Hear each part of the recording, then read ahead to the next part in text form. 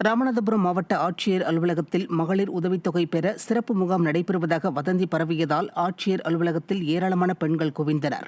மாவட்ட ஆட்சியர் அலுவலகத்தில் மகளிர் உதவித்தொகை பெற சிறப்பு முகாம் அமைக்கப்பட்டுள்ளதாகவும் பதிவு செய்யும் பயனாளிகளுக்கு உடனடியாக மகளிர் உதவித்தொகை வழங்கப்படும் என்றும் சமூக வலைதளங்களில் பொய்யான தகவல் வெளியானது.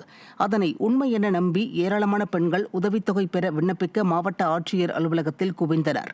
இதையடுத்து சமூக வலைதளங்களில் தவறான தகவல் பரவியது குறித்து அதிகாரிகள் கூறியதை அடுத்து பெண்கள் அனைவரும் ஏமாற்றத்துடன் திரும்பிச் சென்றனர். எனவே விடியா திமுக அரசு வாட்ஸ்அப் வதந்திகளுக்கு முற்றுப்புள்ளி வைக்க வேண்டுமென மக்கள் வலியுறுத்தினர்.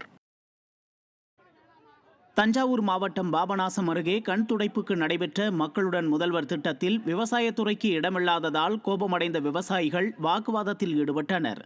ஆதனூரில் நடைபெற்ற இந்த முகாமில் 15 துறை சார்ந்த அதிகாரிகள் இடம்பெற்ற நிலையில் விவசாயத்துறை இடம்பெறாததால் அங்கு 630 நாட்களாக போராட்டத்தில் ஈடுபட்டு வந்த விவசாயிகள் ஏமாற்றமடைந்தனர். இதனையடுத்து அந்நிகழ்ச்சியில் பங்கேற்ற அதிகாரிகளிடம் விவசாயத்துறை இடம்பெறாது என்றால் ஏன் மனுக்களை பெற்றீர்கள், இந்த திட்டத்தில் விவசாயத்துறை இடம்பெறாதது என எழுதி கொடுக்க தயாரா என சரமாரியாக கேள்வி எழுப்பினர். இதற்கு பதிலளிக்க தெரியாத அதிகாரிகள் செய்வதறியாது இழித்தனர். திருப்பத்தூர் மாவட்டம் ஆம்பூர் அருகே மருத்துவம் படிக்காமல் மருத்துவம் பார்த்து வந்த போலி மருத்துவர் சிக்கினார். ஆம்பூர் அருகே வெங்கடசமுத்திரம் பகுதியில் எலக்ட்ரோ ஹோமியோபதி படிப்பு படித்துவிட்டு உமர் ஷெரீப் என்பவர் தனியாக கிளினிக் ஆரம்பித்து பொதுமக்களுக்கு மருத்துவம் பார்த்து வந்துள்ளார். இதையடுத்து கூட்டுசாலையில் உள்ள அவரது மருத்துவமனைக்கு அதிகாரிகள் சீல் வைத்தனர். மேலும் முறையாக மருத்துவம் படிக்காமல் மருத்துவம் பார்த்து வந்த போலி மருத்துவர் உமர் ஷெரீப் கைது செய்யப்பட்டார். தூத்துக்குடி மாவட்டம் கிளவிப்பட்டி அருகே முறையாக குடிநீர் இணைப்பு வழங்க வலியுறுத்தி ஊராட்சி ஒன்றிய அலுவலகத்தை முற்றுகையிட்டு கிராம மக்கள் ஆர்ப்பாட்டம் நடத்தினர். கிளவிப்பட்டி பஞ்சாயத்து கெச்சிலாபுரம் கிராமத்தில் JJM திட்டத்தின் மூலம் குடிநீர் இணைப்பு வழங்கவும், புதிதாக குடிநீர் நீர்த்தேக்க தொட்டி அமைத்து தரவும், அனைத்து தெருக்களிலும் அடிப்படை வசதிகள் செய்து தர வலியுறுத்தியும் அப்பகுதி மக்கள் கோவில்பட்டி ஊராட்சி ஒன்றிய அலுவலகத்தை முற்றுகையிட்டு தரையில் அமர்ந்து ஆர்ப்பாட்டத்தில் ஈடுபட்டனர்.